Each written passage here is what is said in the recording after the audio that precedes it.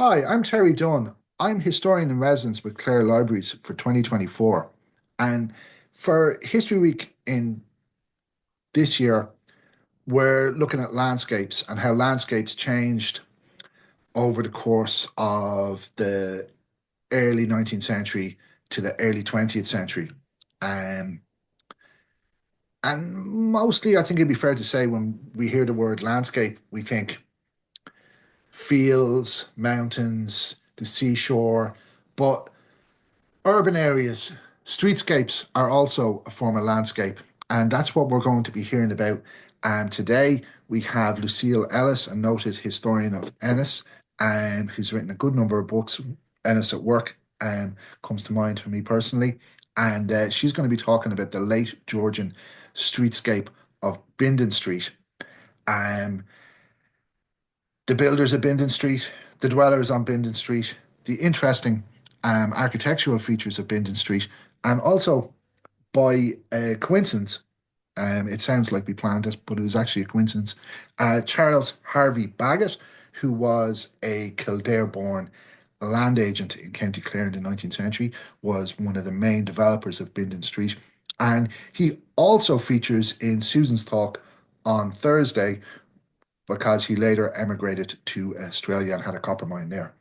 Um, so yeah, an interesting slice of Georgian architecture in Ennis, what we often associate with Dublin or Limerick, but we have a fine example of it, in my opinion, right here in the heart of County Clare. And without any further ado from me, I'll put you over to Lucille. Thanks very much for contributing, Lucille. Hello, welcome to Bindon Street in Ennis. This photo of Bindon Street with the infirmary at the top of it, taken towards the end of the 19th century by it was one of the William Lawrence photos, shows a rather dark and unwelcoming street. But in fact, there's a lot of interest both in the buildings and in the people involved with it. And I'm going to talk to you about them. Bindon Street was named after the landlord Bindon Blood. The Blood family had come from England and were well settled in in Clare by the 17th century, and were living around Corofin, rather an isolated sort of an area, so it's understandable why they'd want to have some land also closer to town. Bindon Blood himself, born 1775, married and moved first of all to a house in Rock Forest near Corofin, rather isolated, as you can see. He had 6 children there. Then his wife died. He remarried, and he remarried a woman called Harriet Bagot, who becomes important later on. He moved to he moved to Dublin about 1809 and left Clare for the moment. He was a known bibliophile, but I don't know where he was educated. He was obviously educated because he would only have been about 20, 25 when he had bought this book of Ovid, which is not something every Clare man would have been reading. He moved to Edinburgh after about 1829 with his family.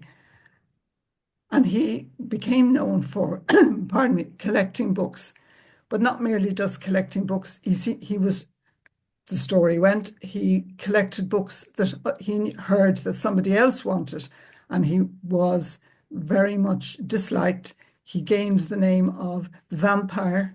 Whether it was true or not, it may have been a bit of xenophobia on part of the Scots, but he wasn't popular. He returned to Ennis about 1843.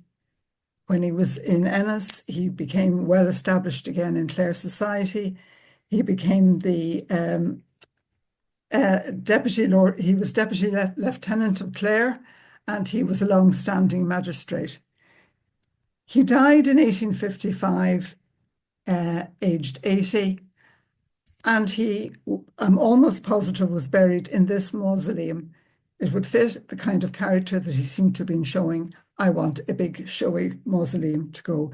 This is in the grounds of the church in Bindon Street, which I will be talking about later on.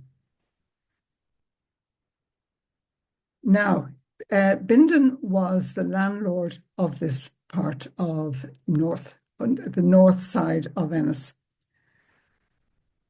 And it was beginning to be developed at the beginning of the 1800s. To describe the place is very, very difficult because it has all changed now. And the photographs I'm going to show you now are all at least 50 years, if not more, older than it would have been in 1823 when the first of the houses on Bindon Street were built. So I'm asking you to use your imagination.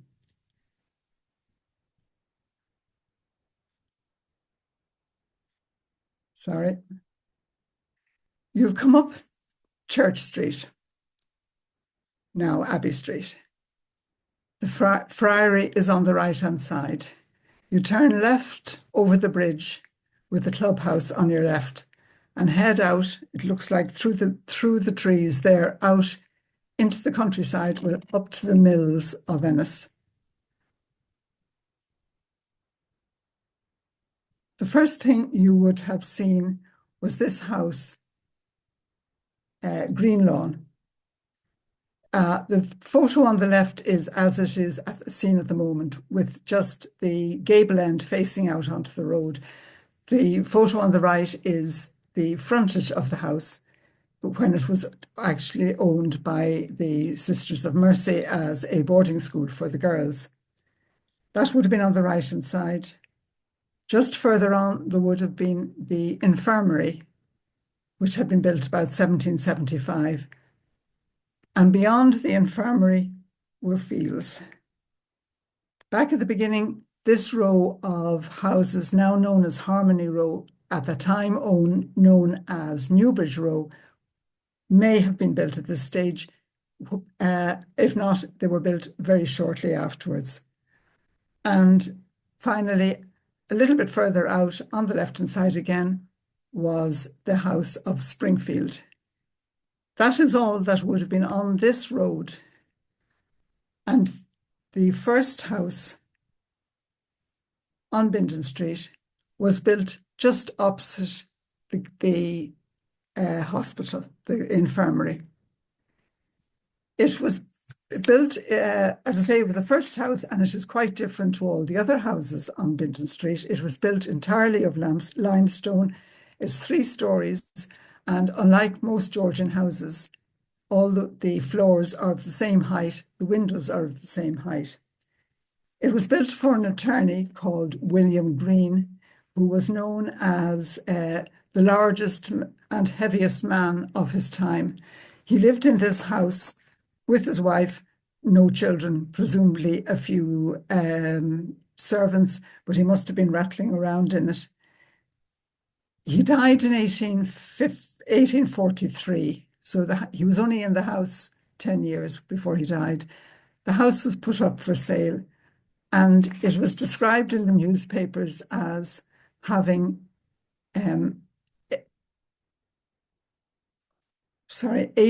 bedrooms, 3 sitting rooms, 2 kitchens, stables, and a coach house.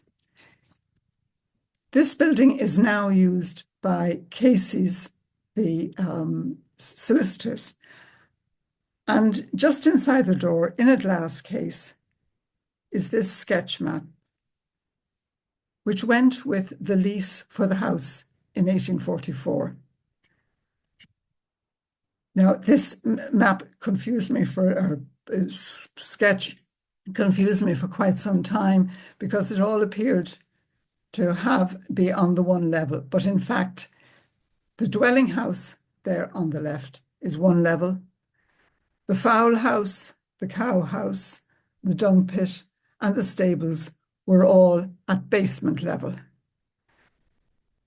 At the left here, it says coal vaults under the road to Bindon Street. Again, that was all at basement level. And it says here that Mr. Blood's garden was behind the house. There might have been a small strip, but his main garden was to the left at basement level again. One of the things was mentioned was the coal store. You can see the detail of the brickwork in the coal store. This was built 1823. Really, really excellent, excellent work. Now, this is now a car park, but the base of it was the basement of the house. And you can see the outline of a tunnel there with a door in the middle of it, which went across the road to the houses on the far side of Bindon Street. It's quite an amazing structure for the time. Now, I'm not at all any kind of a knowledgeable person about Georgian houses, but the architect Pat Dorgan, who has written many books on houses, Georgian houses around Ireland, has described it. The way they built the houses at that time was to build the basement first at the existing ground level. Then they built up the footpath and the road to just below the ground level of the first house. It's back to front to what we would do at the moment, but he says at the time it was the most cost-effective way of building the houses. So that is why this is all down below the level of the ground. Anybody who is familiar with Ennis will recognise this car park, and when you look at it, you realise that the road is up at the top. Well, not quite at the top. Okay, so that is the first interesting house in Ennis, on Bindon Street. The second most important character associated with Bindon Street was, as Terry mentioned earlier, Charles Harvey Bagot. He was born in Kildare. He was given a commission in the army. He ended up when he went to South America, Cape Town, and in 1810 he was in Mauritius, where he met the love of his life, who happened to be the granddaughter of a doctor in Ennis. Small world. While he was in Mauritius, he was in charge of building and managing all public property, roads, bridges, canals, and so on, which helped him considerably in his life later on. In 1815, he was sent with the army to India with his wife and one young child. They arrived in Calcutta and they had a 1,000-kilometre journey up the Ganges River to his regiment in Cawnpore. Took nearly 3 months. He nearly died of jungle fever. Now, how I know that is that very fortunately, this man wrote his memoir when he went in later years when he was living in Australia. So we have the details from, if you like, the horse's mouth. In 1818, he returned to Europe, but he had no job. He returned to Ireland. He found that his sister Harriet had married Bindon Blood about 10 years before, and Bindon Blood offered him a job as his land agent. So he was moved into Rock Forest, that same isolated place that Bindon Blood had started his married life. It wasn't a very, very safe area at that time. This was 1821. In the following decade, there was a lot of agrarian unrest. By 1831, the Terrials had become very prominent, and Bagot felt unhappy with his wife and, at this stage, 7 children living out in isolated Rock Forest. So he moved the family to Limerick. But as most of his work was actually in Clare, he would prefer to move to Ennis, but he couldn't find a house. So, as one did in those days, he built himself a house. He got together with 2 other people and built 4 houses together. Sorry, that is him at a later stage of his life. He built 4 houses on Bindon Street, and you can see this view of it from the rear, from Bindon Lane, that these 4 houses were all built as one terrace. And this also shows another, another quirk of Georgian housing. They used fancy red brick for the front, but they used plain limestone for the back, save a bit of money. The house that Harvey Bagot himself moved into, which was later called number 3, but at this stage there were no numbers, he put a plaque up on the wall, very kindly, telling us that this was done in 1832. Sometime later, another larger house was built further up the street, opposite the original greenhouse. It was built as one big house, and in Griffiths it was valued at £58, whereas the other 4 houses were only £34 each. So this was the house that when Bindon Blood came back from Scotland, he moved into this house. He died in 1855. The house was too big for his wife. So about 1858, there or thereabouts, the house was divided in 2. And this photo shows quite clearly that it was divided. A second doorway was put in. It's a different pattern. It's a different shape than the first one. So we now have houses 1 and what were then houses 1 and 2 of Bindon Street. And this is a modern photo, but these are the 4-story over basement houses on that side of the street. So this was mid-1830s. Harvey Bagot decided, or maybe was pushed by somebody else, that more houses were required. And it was decided to build 5 more houses. It would require £2,000, which Harvey Bagot didn't have. So it was decided to run it on a Tontine scheme, which was all the rage at the time. Perry Square in Limerick was also built according to the Tontine system. What it was, they issued 20 shares. 20 people would put £100 each up to them to build the houses. When the houses were built, they would be rented.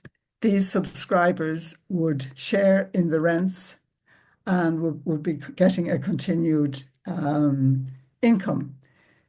But the main thing with the Tontine is that each subscriber was to nominate a young person who would be called their nominee.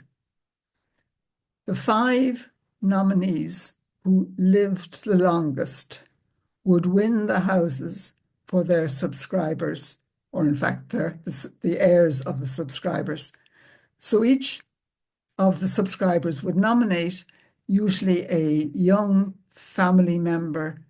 The younger, the better. The chances are they would live, but with child mortality so bad at the time, it was obviously quite a gamble. Each had to lodge £10 first of all, and then £10 on the first day of each following month. A committee was formed of the subscribers. Harvey Bagot was the secretary and the superintendent of the building, and extensive articles of agreement were drawn up. These articles of agreement are still available in the National Archives at the moment, and also there's a copy in the Royal Irish Academy.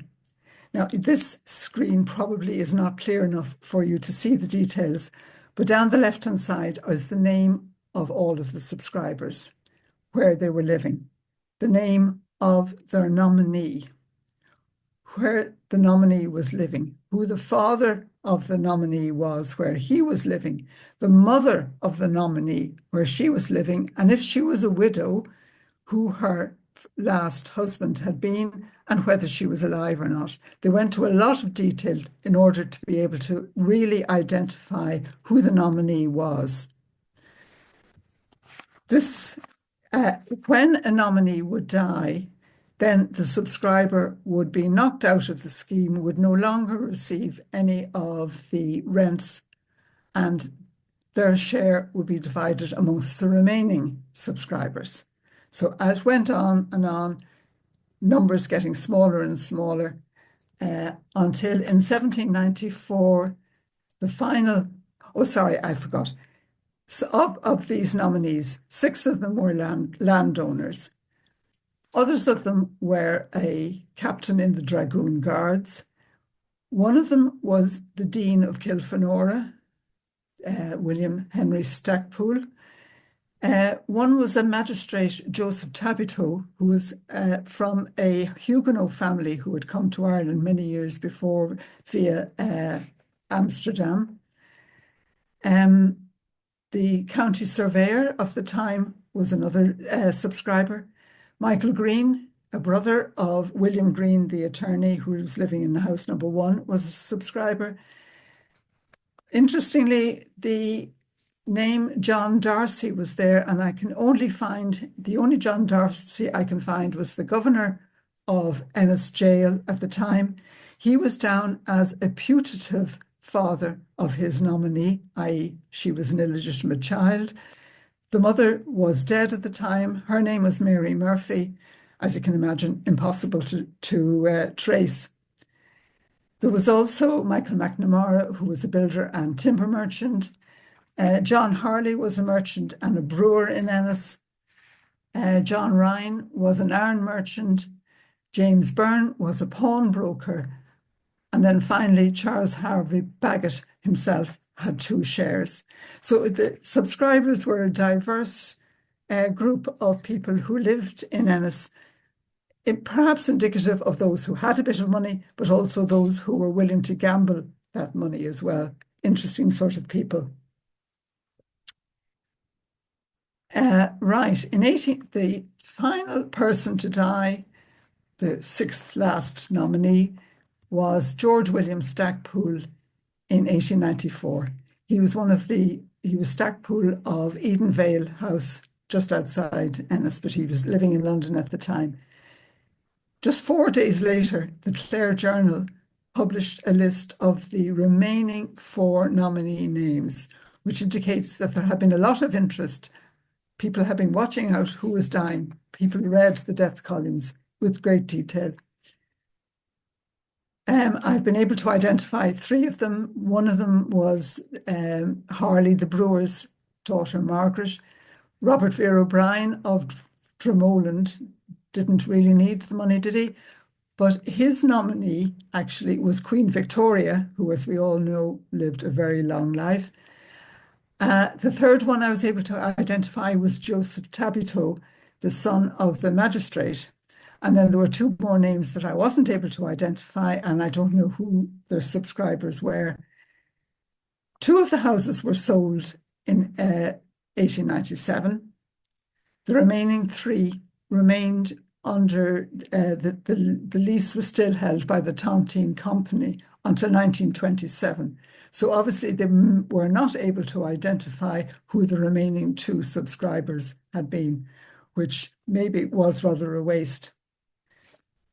So that was the story of the houses. If anybody is interested in architectural details, when I was writing the book about Bindon Street back in 2015, I approached the NIAH, National Inventory of Architectural Heritage, for permission to use their photos, which they gave me. And they came back and asked me to write an article for the Building of the Month on Bindon Street, which I did. But mine was just basically what I'm giving you, the story of the people. And they put in a lot of architectural detail into my article. Didn't claim any credit for it, so it sounds as if I am very knowledgeable about architectural details, which I genuinely am not. But if you're interested, have a look online for that. Right. These houses were built about 1836. Sorry, back. No, that's not. Okay. About 1836, 37, they were finished. 1840, Charles Harvey Bagot, who seemed to be a very restless sort of a man, decided to go to South Australia. His two sons were very interested in going, and they all decided, right, let's all go together as a family. And as Terry has mentioned, this is going to be part of another lecture later on in the week. He organised a ship with many Clare emigrants. It's not clear how much he had to pay for it. One thing that does come in is that he took his coach with him with 2 spare wheels because he couldn't get a good price for it in Ennis before he left. He took the coach on the ship. Went out to South Australia. He was assigned a plot. South Australia at this stage, around Adelaide, was only beginning to be developed. He was assigned a plot. He was going to rear sheep. He put a few sheep on the land. But one day, one of his sons discovered a nugget of copper on his land. He went out, he looked, he found more copper. He got it assayed and found that it was valuable, good quality copper, and the rest is history, if you like. He opened this mine called Kapunda, and he became a very wealthy man and very highly regarded in the Adelaide society, a long way from Bindon Street.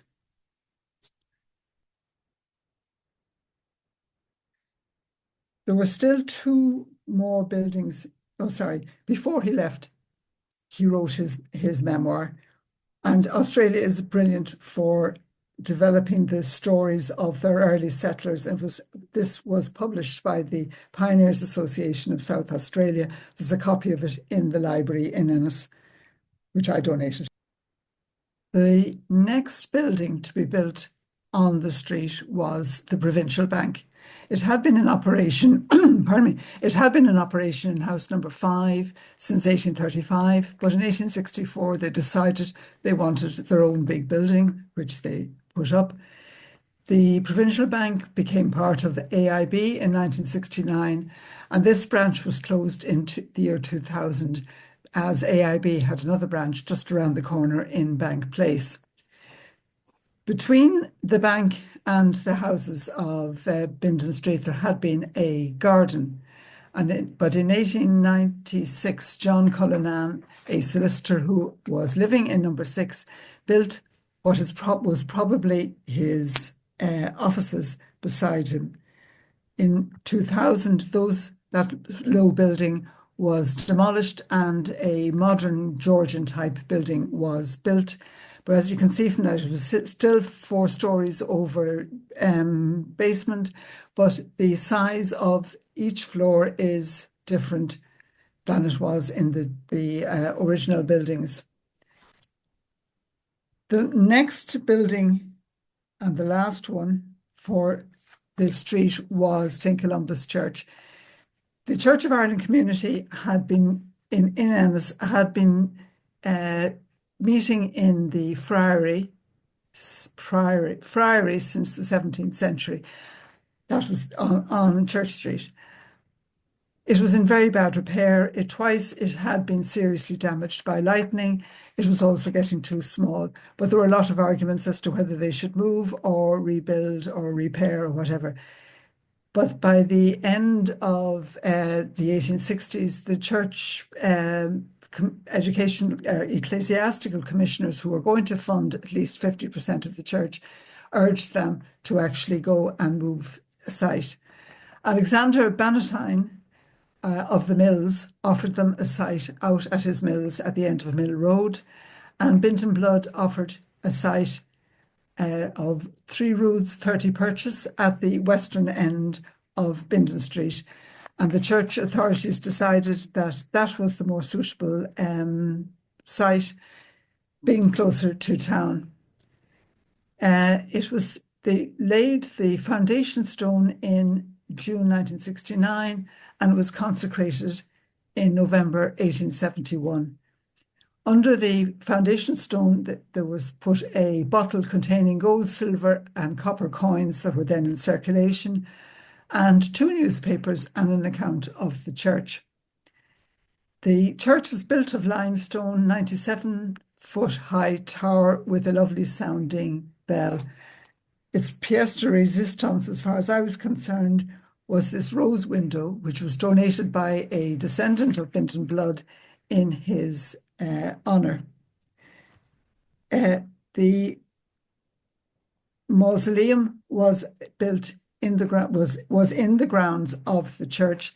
It was there on the proviso to the lease was that the mausoleum would be preserved from injury or damage, and only lineal descendants of Bindon Blood could be buried there. So that is the story of the buildings. The Valuation Office records that were started at the time of Griffiths in 1855, right up till the 1970s, listed every single person who lived in every house. Now, I'm not going to go through every person, you'll be glad to hear. There are just a few that would be of interest. House number 1 was the Church of Ireland Rectory, and these are 2 of the rectors, the only ones I was able to find photos of. There were also other ones who were extremely interested in gardening. And from the time that the house had been split in 1858, the garden that had been across the road attached to the first house built, the William Green Grey House, became part of the number 1. So the tunnels going between the number 1 and the garden were there from 1858, and some of the rectors were very keen gardeners and built up a very nice garden over there. In 1823, Ernest Dureg, 1823, sorry, and Ernest Dureg came from Belgium with his family. He was appointed as organist and choir master into the cathedral by the bishop, and he was also professor of music at St. Flannan's College. He was also a highly regarded composer, and he had a side interest in buying pianos and retuning them and then selling them on. For this reason, he was in Carmody's Hotel in January 1958 when there was an auction of, the hotel just had been sold, there was an auction of all of the furniture that the hotel had built up. The auction was held on the first floor. The amount of furniture was considerable. There was a huge crowd of people there. A lot of them were there because they were interested in buying the bed of room 23 that Daniel O'Connell, Parnell and De Valera had all slept in at various stages when they had stayed in Ennis. So there was a huge crowd, a lot of furniture on the first floor. The hotel, the building was in very bad repair and the floor collapsed. 8 people were killed, including Ernest Dureg, tragically. His daughter, Ghislaine, gave me this photo of a family gathering in the garden across the road. And it is possible to see the tunnel entrance that they would have gone through from the house to the garden. The tunnel was high enough that you did not need to bend down, unless you were really, really tall. So it gives an idea, and a greenhouse in it, it gives an idea of the size of the garden.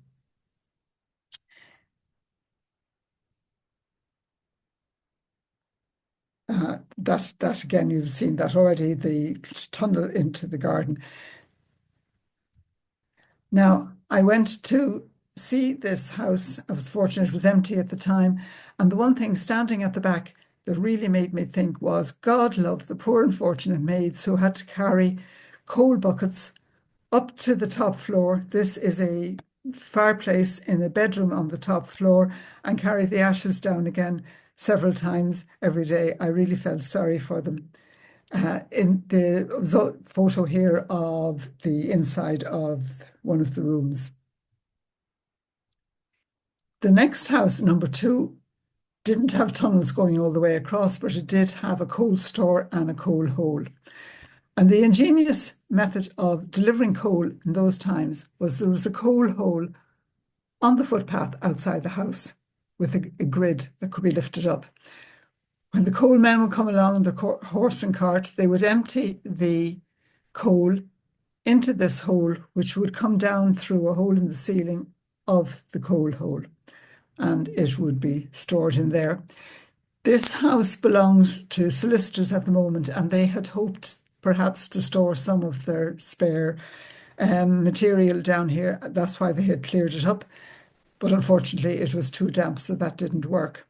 But I found an interesting story that in 1941, one of the rector at the time, Canon Griffin, had suggested that the coal stores and the tunnels should be used as air raid shelters in a case of an air raid. I don't think it ever did happen, and I think I would suffer from claustrophobia, but that was the idea at the time.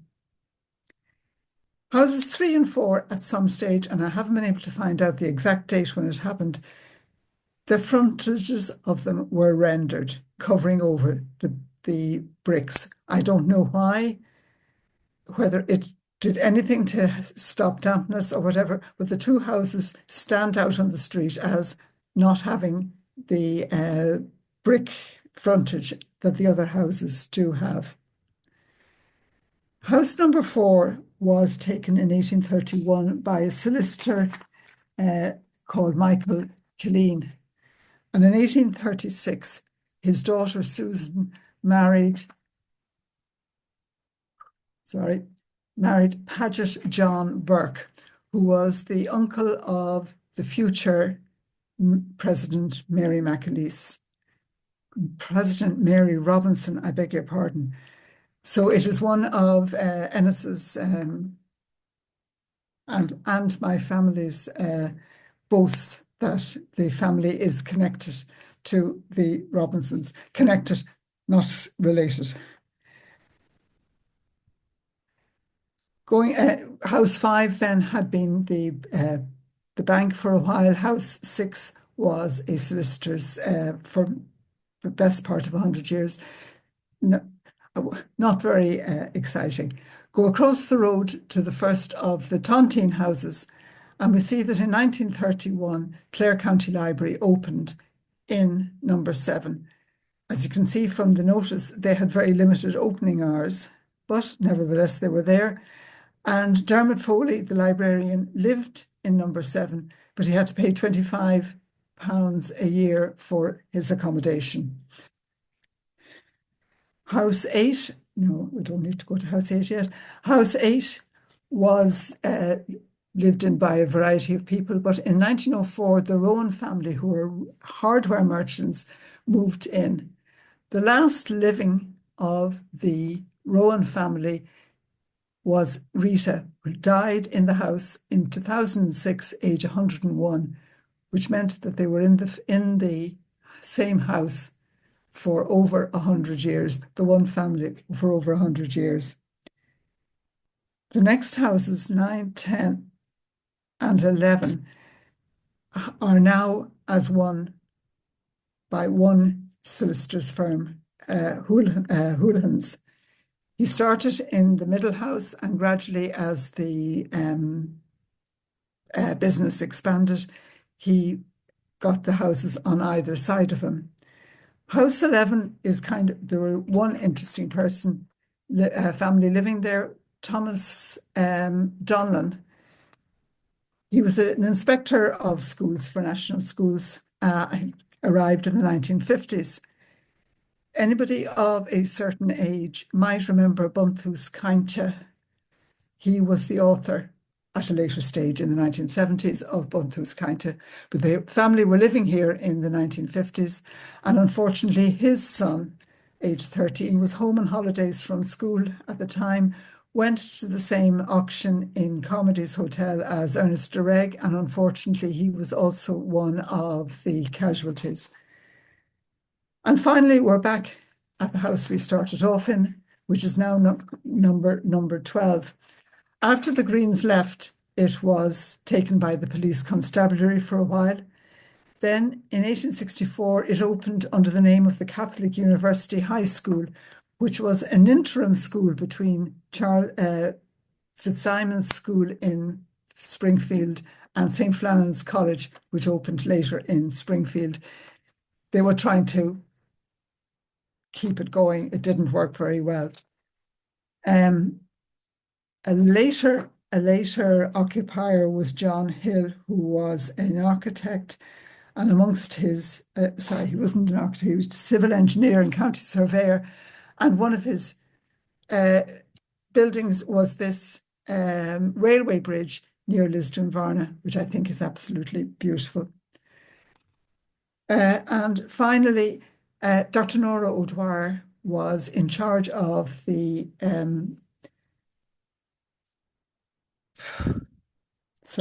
she was in charge of the TB hospital in Edenvale for many years, almost up to the time that TB was eradicated in the country.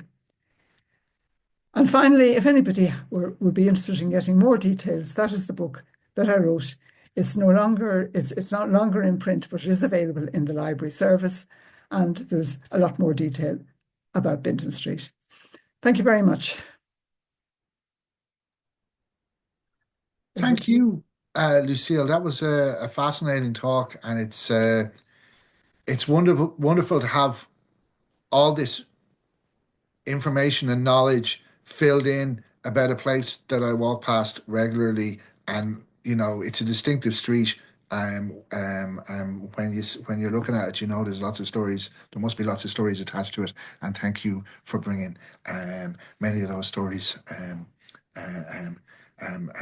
to light. I thought the garden was fascinating. And if I just, I was copiously taking notes there. But if I just look back to what was in that garden, um,